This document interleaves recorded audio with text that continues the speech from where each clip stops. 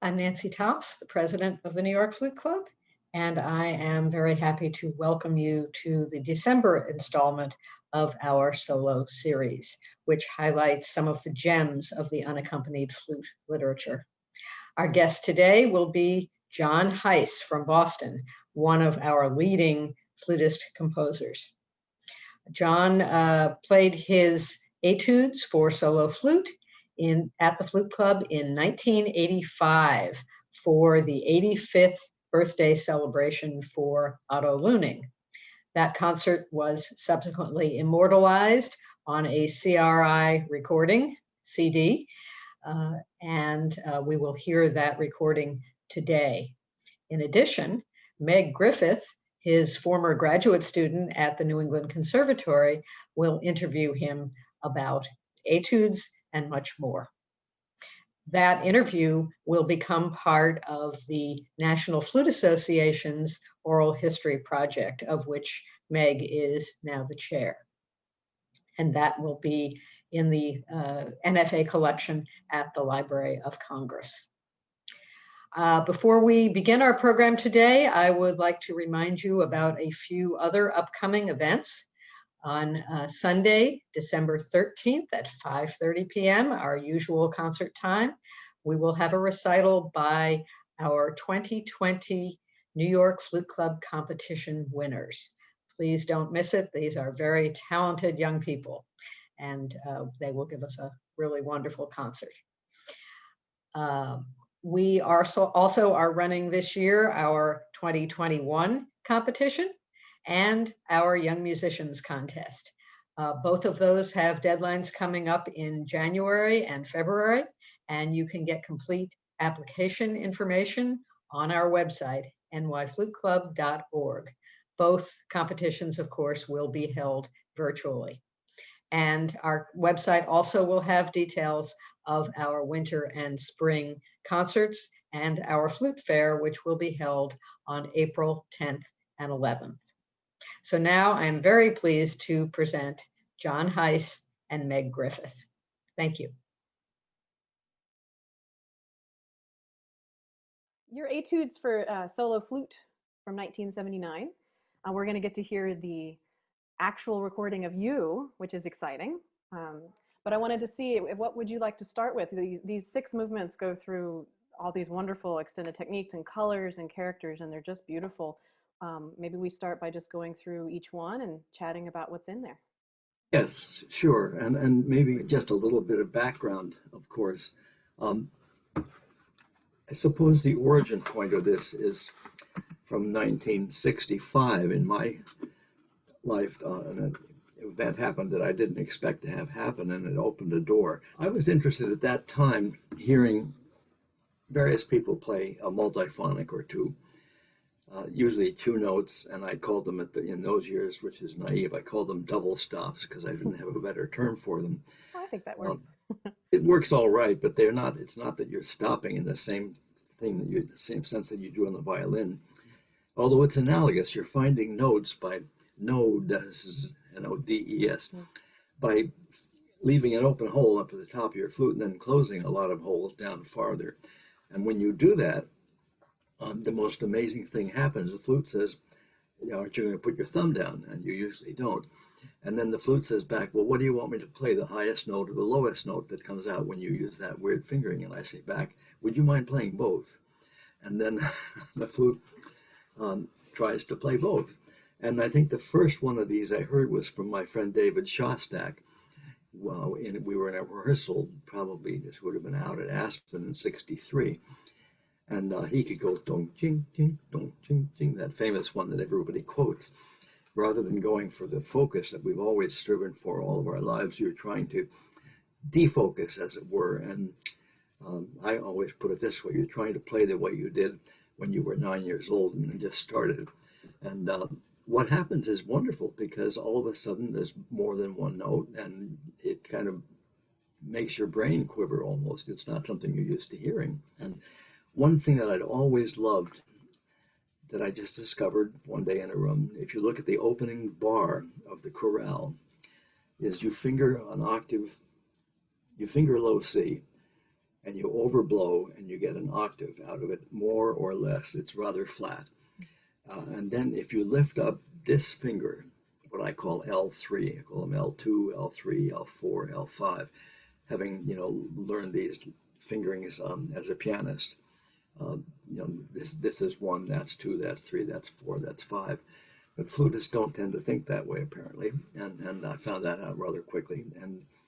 But when you open L3, gradually, the C tries to hang on, and you blow as if you wanted the C to hang on, but you can't quite hold on to it, and finally it slips down to a G, because you opened a hole that allows a G to come out, and it's what I call a supralegato. When the C leaves, the G is already there, or the G and the C overlap for at least a second long time. So you hear that there was a multiphonic in between the two notes, and that's not something you're used to hearing from a flute. And you say to yourself, where did that go? Oh, it went over here. And the flute tells you what it wants to do. And with that fingering, you're going to get this exactly right. The C needs to be played a little bit flatter so that it won't be too out of tune as a perfect fourth with the G. But in any event, what happened was that it seemed to me that the fact that you had the two notes overlapping meant that there was something going on that I thought I could make into a chorale. And a chorale for solo flute, there are not very many of those up until this point in time. So anyway, I always use a lot of words, and I'm using a lot right now. Let me see if I can speed up. But they're good words. They're good words. And I have to say, if I had to pick, if you forced me, I think I'd pick the chorale as my favorite of the 6. Although it would maybe change in 5 minutes when we start talking about another one. Well, but I've always thought it sounded like a whale. Yeah, it does. Really somebody said, was I thinking of a Japanese shakuhachi, or was I influenced by Crumb's whale songs? And I can't say that I was in either direction, but then, you do find out that you and somebody else have evoked something that's fairly similar. And I never felt that it was a copyright issue at all, that these aren't mine, these are ours. I did this in that spirit. But you'll notice that it has the feature that every phrase starts off with a normal octave overtone, or an octave and a fifth. If you look at the first note, you can see that every one of these will be an overblow of an octave until you get down to the line 4 next to last bar. I had to invent a fingering to make an A sound like it was one of those. So I put L thumb to 3. That means the G is left open. And then I put down the whole right hand, but with a half hole on the D key, and then reach out and close the C key. And what comes out from that is ooh on an A. It's the greatest sound you can ever imagine. It makes the A sound like the previous B and the previous C and the previous G and all the other overtone, single octave overtones that had been there. And I assume you found those just by trial and error somewhat. Oh, yeah. Well, yeah, a kind of systematic trial and error. Let's see what I can do with the trill key open. Let's see what I can do with the C sharp key open. Let's see what I can do with the thumb open. And eventually you said, well, I want to use the whole left hand, or most of the left hand. I'll leave open the G key and see what happens. And then you put the other notes down, and it's kind of an A flat. But when you open the D key a half a hole, it comes out more true. And then for some reason, the C key, when you put it down, eliminates a couple of things and clarifies that one note a little bit more. So when you're looking for these, you want to decide if you want clarity or not, and if you want a double stop or not. And at this point, I was not interested in the double stops, but the sense that they were hiding, waiting to come out. And that first interval there in the bar 1 and then this A fingering, those are two cases where there's something else that would like to appear. And you will see this, something else. Each phrase in this chorale, first of all, the kind of 1-5 phrase in the opening, just a chorale that begins with 2 chords. There are some chorales that do that. Leads then into a development of that idea in the next phrase. It's a kind of antecedent consequent. And you finish the second phrase on this out of tune B flat that you raise up a little bit, and then you can fade away to absolutely nothing, and you're still blowing. And you're saying to your flute, "Are you playing or not?" And the flute says, "I don't know. Do you think I am?" And it makes a fade away to nothing, that where the nothing still feels like something when it is becoming nothing. You know, it's awfully nice to diminuendo to niente, and that's not so easy. It's pretty good on the flute. It's super on the clarinet, where you can get way down to nothing. And of course, any string instrument out at the tip of the bow, still vibrating their left hand, they can get nothing. So talking my way through this, every chorale begins and ends, or begins its next phrase on a half step or a unison or an octave with the note that the previous chorale ended on. So there's a sense of something progressing through these phrases. And when the last note becomes also the first note or their neighbor notes, as you can see, this goes all the way through the piece. It gives you a connection, kind of an elision of all these strange things through a common tone or a half step or an octave. And it's a chain of interconnected events, much like chorales are. Of course, I love the Bach chorales, and I know them very, very well. And that same summer, by the way, that I discovered the multiphonics, I decided to play through all 389 Bach chorales in one summer and to try to learn them. That was my first summer at Princeton, was devoted to that.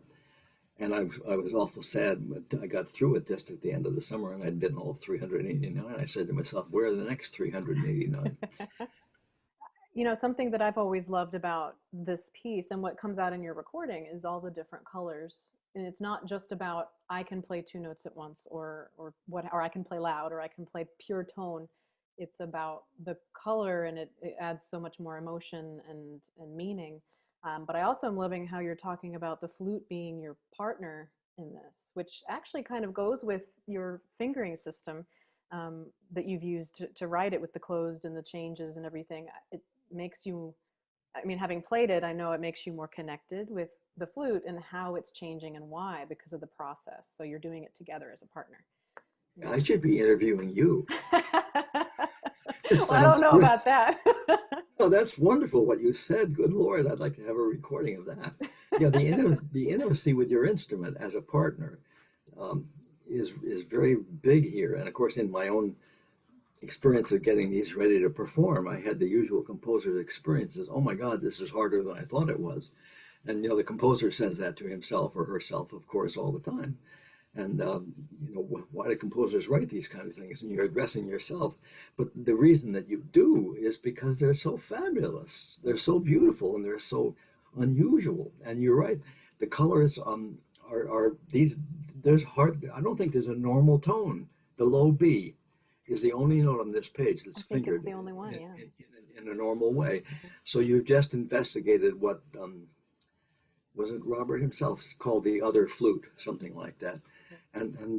So what I thought of this first, I wrote it first, and when I got to the end, I thought, well, I'm going to make a funny little cadence here. You finger the fingering for that B-E multiphonic, and then you just drop in the trill key here in the right hand, and that moves the B up to a C sharp while not changing the E at all. And you try to sustain both, which is, you're on the edge with that. Ligeti, when I played these for Ligeti, he had some wonderful things to say. And he said, there's such a delicate fragility to some of the intervals. He said, I can tell this is very important music to you. Just like me, you have your secrets.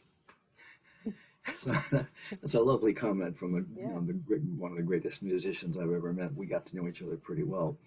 And a lot of times in these pieces, you're going to be asking your flute to do something strange, and the flute will say back to you, I don't know. And you say, well, hold it as long as you can. And the flute says, I will. And then it finally has to let go. And then you say, well, thanks for doing it at least that long. So you're dealing with something aleatoric. You don't exactly know how it's going to come out. I've had many friends play these, by the way. One of them, Sue Ellen Hirschman, said that there's a kind of aleatory here, and that whatever comes out seems to work, whether it comes out the one way or the other way.